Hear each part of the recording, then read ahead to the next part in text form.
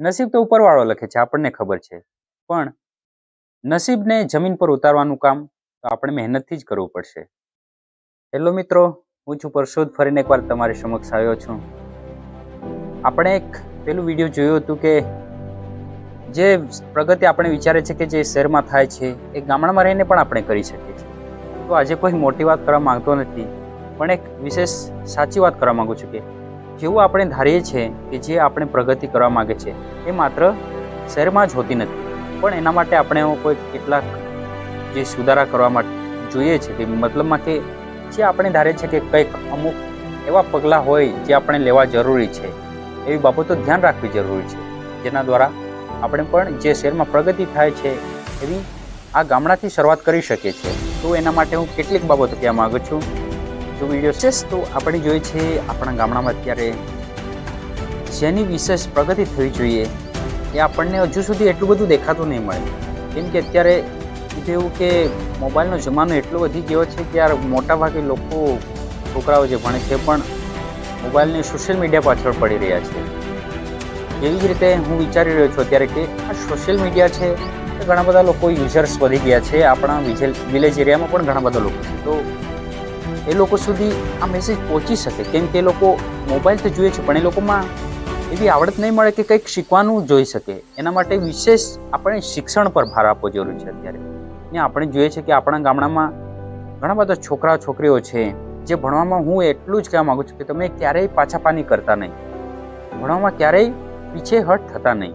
કેમ કે આપણે જોઈએ છે કે લક્ષ્મી ઘરમાંથી ચોરાઈ જાય છે પણ વિદ્યા છે એ ક્યારેય કોઈ ચોરી શકતું નથી. અને આપણે જોઈએ છે કે ભણેલું બાળક જ આપણા ગામનું નામ રોશન કરી શકે છે. બીજી બાબત અત્યારે આપણે જોઈએ છે ગામડામાં વિશેષ થાય છે કે શું સમ એકતા મોટા ભાગે છે, પણ જે જગ્યાએ જોવા માંગીએ છીએ આપણે એ જગ્યાએ હોતી નથી. કેમ કે કહેવામાં આવે છે કે આપણે એકબીજાની વચ્ચે ઝઘડતા રહીશું તો એકબીજાનો ખાડો ખોદતા રહીશું તો આપણું શું સુધારો થશે. જોઈએ છે આપણે આપણી 5 આંગળી છે, જો આપણે 5 આંગળીની મુઠ્ઠી વાળીને કંઈક કરવા માંગીએ છીએ તો કંઈ પણ મુશ્કેલી આપણી સામે હશે એને હટાવી શકીશું. એ જ રીતે આપણે એકતા રાખીએ, સંપ રાખીએ, કંઈ પણ કામમાં આપણે એકબીજાની પાછળ શું કહે છે કે એકબીજાનો ખાડો ખોદવાનો વિચાર કે એના વિશે શું છે, પેલું શું કરી રહ્યું છે, એ બધી બાબતોથી દૂર રહીએ. પણ આપણા ગામનો વિકાસ કરવો હોય તો બધાએ એક થવું પડશે, આખી મુઠ્ઠી વાળવી પડશે, જેથી કરીને આ હથોડી મજબૂત થાય ને જેથી કરીને કંઈ પણ આપણી સામે આવે એનો આપણે સામનો કરીશું. છેલ્લી એક વાત યાદ આવે છે, કહેવા માગું છું કે આપણે જોઈએ છે બીજું વિશેષ આપણા ગામડામાં આપણે જોઈએ છે કે આત્મનિર્ભરતા.